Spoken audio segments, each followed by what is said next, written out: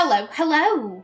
My name is Callista, and welcome back to When the Night Comes. In the last episode, Alkar was telling us of a recent run-in he had with the enforcement agency. Apparently, he got into a bit of a fight with a hunter, and the next thing he knew, he was being accused of murder, he was dragged to the dungeons, and according to Alkar, he was poked and prodded, and then after a week, they just let him go. Which really doesn't seem right. I mean, if he was being accused of murder, why would they just let him go like that? That really doesn't seem in character with the agency. However, Alkar is saying that that entire story is fabricated. He remembers getting into the fight with the hunter. However, Alkar says he didn't even injure the guy, let alone kill him. Now then, what did we have? Then, what happened to that hunter? Do you not know who he is at all? Alkar scowls at me, though his tail swishes back and forth in chagrin. There's enough of you lot running around this place, and I don't keep an eye on everybody, okay? Especially not that one, I guess. Since I don't even remember his scent that well. Must have been forgettable. That really doesn't sit well with me. Alkar doesn't seem like the type of person to forget. And my gut instinct says that the most likely reason this guy would have been forgettable is if he had been new. We already have a pattern that they're bringing in new hunters. You know, Aya, Camille, we know about those two, but were there others? Were they bringing in a load of new transfers and then those transfers were going missing? I don't like that. A small shiver goes down my spine. A hunter who isn't well remembered or well known vanishing so thoroughly. It won't be the first time. It won't be the last. My rank weighs like a burden on my soul. Hunters wield power, after all, and with power comes politics. You make it far by being good at what you do, and by keeping your head down to one degree or another. Or you find a clandestine way to make your queries. Or you fuck up and you disappear. But what politics would this forgettable man have served? Lunaris doesn't suffer from intricate power balances. The Lieutenant General reigns supreme, and that's it. Does Lieutenant General Addington know of this? Yeah, I think he was the one campaigning for my release. So, I owe him one, I guess. Ah, of course. Addington most of all wouldn't have wanted to destroy the peace with the local creatures. Until he has a surefire way of removing them with impunity, anyhow, I suppose. I have another question. Were you aware that Omen comes from hell? Alkar frowns at me, then squints, then snorts. Of course. Where else would he be coming from? The general store? I hope he doesn't hear the sound of my teeth gnashing as loudly as I hear it. But with the way his ears suddenly stand up and the cackle, I know he's seen something. I meant, did you know he's the son of the literal devil? You were the one who didn't ask. You weren't giving me a chance to, as I recall. And why exactly should I have told you? Oh, by the way, we've got a demon prince in town. He's easily spooked, but don't you worry about that because he's harmless. Like that would fly. I mean, he does have a point. He pauses for a moment to consider his own words, then shrugs. That was his secret to tell, and he didn't have anything to do with the mess that's been cropping up around here, including that fact. Besides, Ezra was the one who chose to offer him a place to stay, same as he offered to help me, help Finn, help anyone who so much as looked like they needed it. Omen came to his door asking for aid. Why would he be different than any of us? Than you, who he took in that night too? I can think of a few ways a hunter might be different from all of those things, but I understand. The spirit of it. Omen has good, loyal friends in this town. I understand. Alkar inclines his head in acknowledgement, his eyes sharp. It's more force than I've ever seen from him. Good. Then he chuckles and leans away, signifying that the conversation is at an end. See you tomorrow? Where are you going off to so soon? Back into my hovel before the big, handsome vampire comes to scold me about staying out in the cold. What else? Ooh la la. And excuse my nosiness, but you look like you've seen some hell yourself. Not just the Prince of Hell. I frown. Am I that obviously rattled? But now that it's been said, I do feel the building headache behind my eyes. Not from the ghost of James alone, but from, well, everything. Alkar is staring at me again, tilting his head this way and that, and making a show out of squinting at me. Yeah, definitely look floored. Fit for bed. Well, don't stray too far. I might need you tomorrow. I have a plan. A plan, Well, don't worry too much. I'll be a stone's throw away, whether you like it or not. When you need me, you need me. Until then, later. He disappears into the tree line, as sure-footed as ever, and once again I'm left alone in this damn forest. Oh no! I don't like the creepy music. We're alone in the murder forest. This is bad. I begin to make my way back to the wolf, my mind reeling again, as it always seems to be these days. Though I feel hopeful. My plan seems plausible, the little team of misfit helpers I've managed to assemble more than capable of carrying it out alongside me.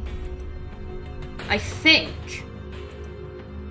I smile to myself, feeling a little lighter. You've just jinxed yourself, Camille. Never feel good in the murder forest, it brings bad things. What did I fucking say? Then, a rustle. Something moving in the tree line, a little too close to the edge of town for my liking. Oh no! Oh no, I don't... Oh shit.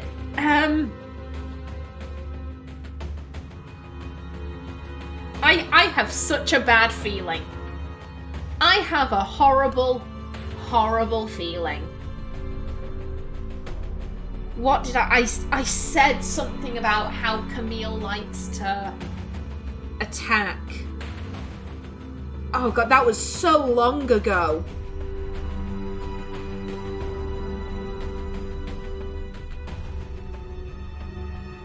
I said she was a scrapper, didn't I? In which case, I don't think...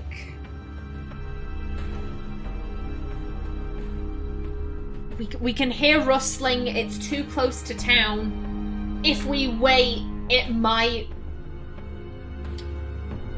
It might come back to bite us in the arse. It could be innocent! It's not innocent. Can you hear the creepy music? Ooh. I don't know. I really don't know here.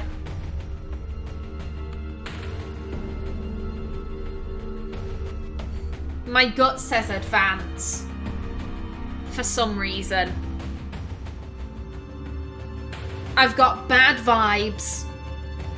We're in the murder forest.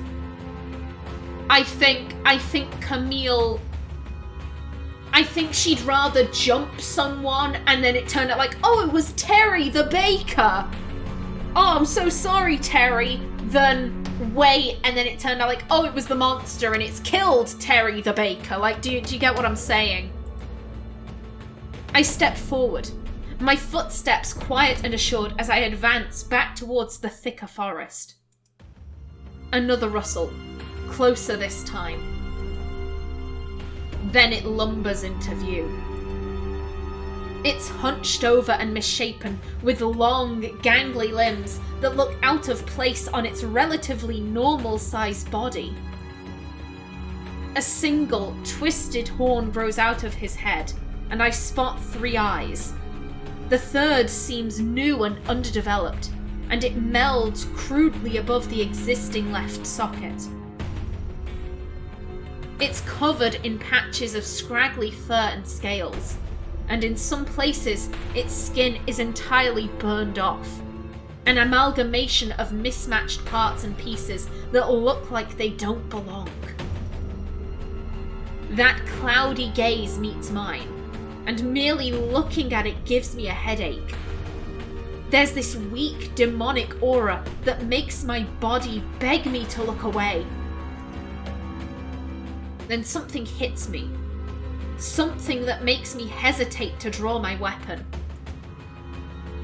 I cannot place this feeling of complacency, of ease, and nor can I fight it. Is this how my comrades were killed so easily?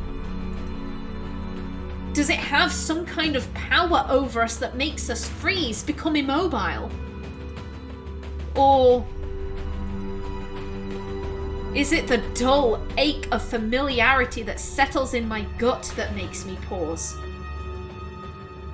The feeling that I shouldn't the feeling that I shouldn't harm it, that it deserves empathy, mercy.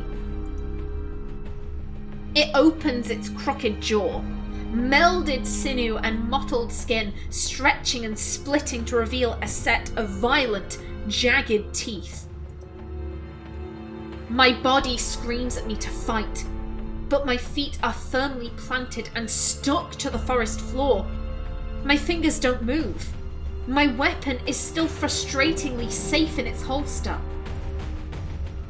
It takes a purposeful step towards me with a low, rattling groan, its teeth bared. My heart races as I stare into its unfocused eyes, all 3 of them blinking out of sequence. There's a loud ringing in my ears, and I've never felt like this before. My instincts are screaming, pulsing, dying for me to do something. Anything! And yet, all I can apparently do is stare down my bitter end. Then something washes over me, and in a split second I gain perfect, blinding clarity. Run! James! The creature takes another step and howls, a broken, blood-curdling screech. Run! I listen.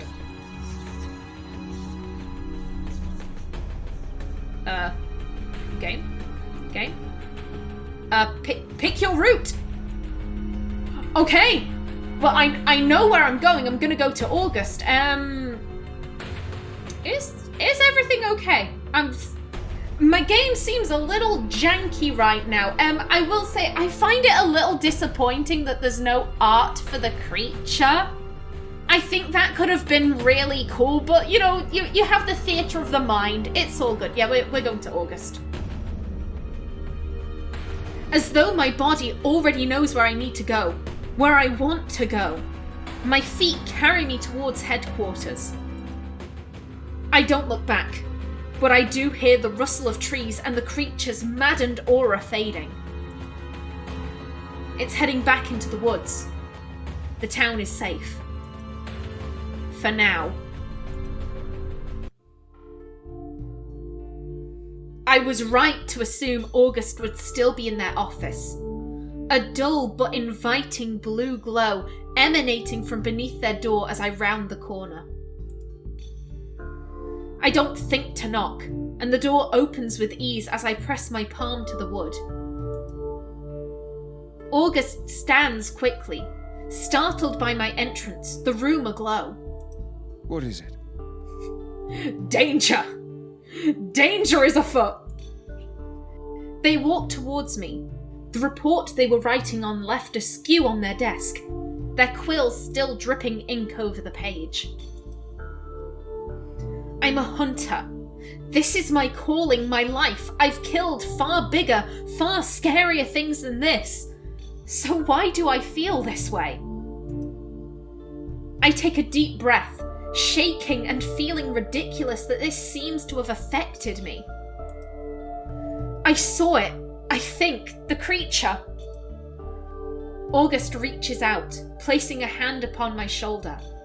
Their touch is so soothing, enough to ground me and quell my unwelcome nerves. Are you hurt? I shake my head. Something happened.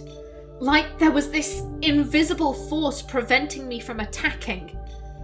I felt like I knew it, August. They drop their hand, running long fingers through their hair and turning to sit upon their desk. With a heavy exhale, their shoulders sink. You're here and you're okay. That's all that matters. Oh. They squeeze their eyes shut, worrying their bottom lip between their teeth. To think that something might have happened to you. To think I just want to make so many squeeing noises. A pause, and then a smile? Laughter bubbles forth from their lips, an almost manic sound. When they open their eyes, their bright gaze meets mine, and August looks happier than I can remember ever seeing them. I find myself smiling in return, my brush with possible death forgotten when I look at them. The sense that with them by my side, nothing can touch me. August? Forgive me. I just find it entertaining that I could feel this way about someone I've known for a mere week. Feel this way? Look at that face! He's just like, excuse me, they're just like, you know what I mean. You know. Oh, August. A single dark brow climbs towards their hairline, and the lightest flush appears on their cheeks. Like, I can't possibly imagine what it would be like without you here. Oh! I love them so much. Oh. Funny, because somehow I feel the same. Like everything points to August. Like we'd be unstoppable if we were together. Forgive me if I spoke out of line. I know that was unprofessional. Yes! Yes! I need to have a laugh break before I continue. I get far too giddy when I play this game. Give me a moment. I'm gonna sip on my peach iced tea, and that will calm me down. It won't. I know it won't. Their boldness seems to waver when I step forward to stand between the... Oh, jeez, I did not read. Oh, yeah, they're sat.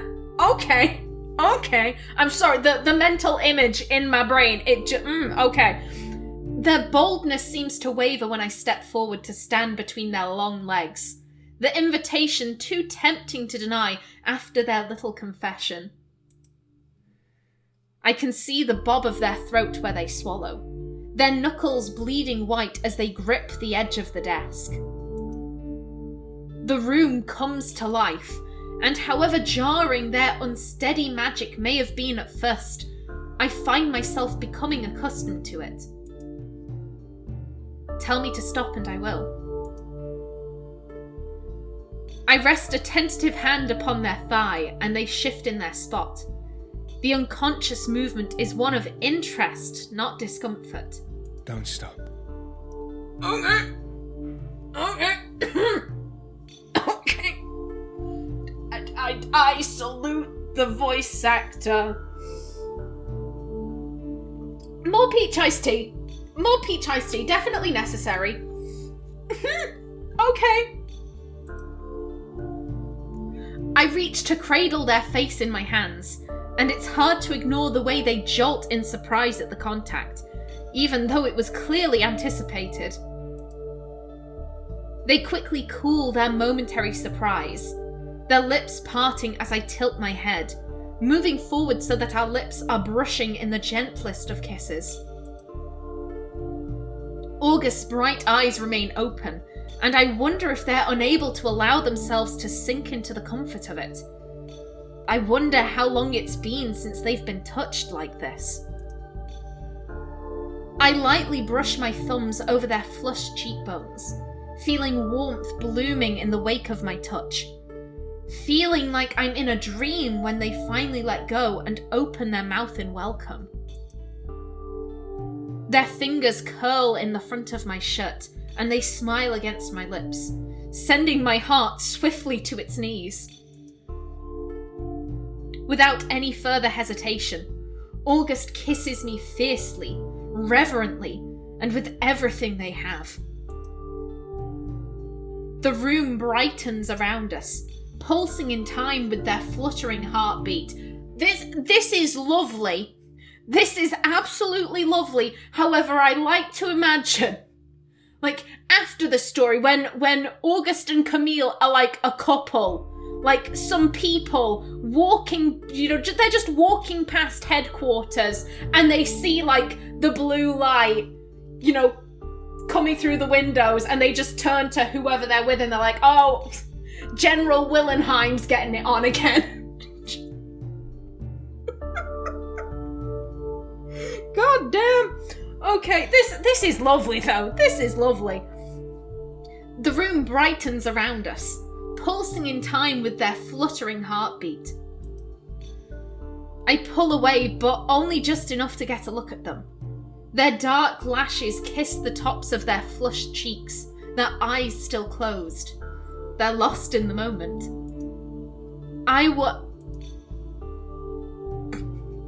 Yep. August just like, shut up. Shut up, let's do this. They cut off my words, swallowing them on their tongue when our mouths meet once more.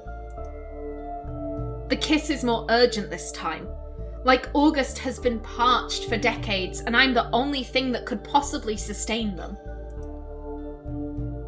Their fingers seek mine, lacing together and coming to rest at their side. We break apart, our chests heaving, and meeting August's vivid gaze makes my heart flutter.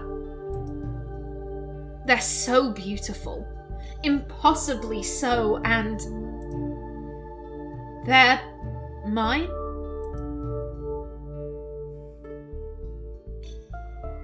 Hello!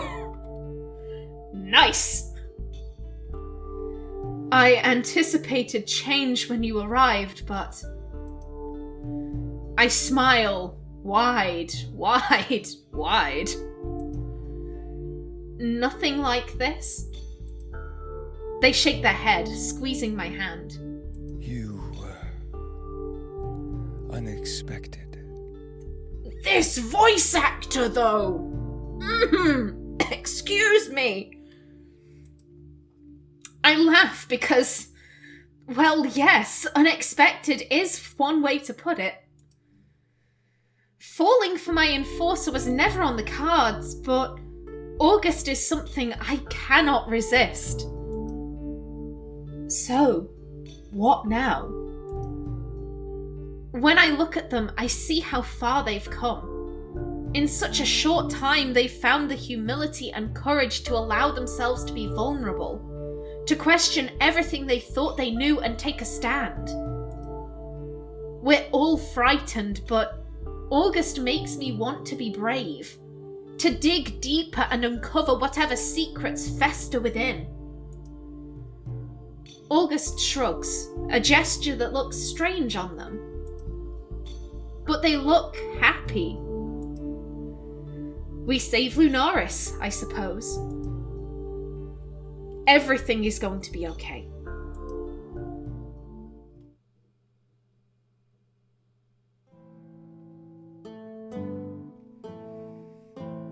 And I do believe that is the end of chapter 4. I like that.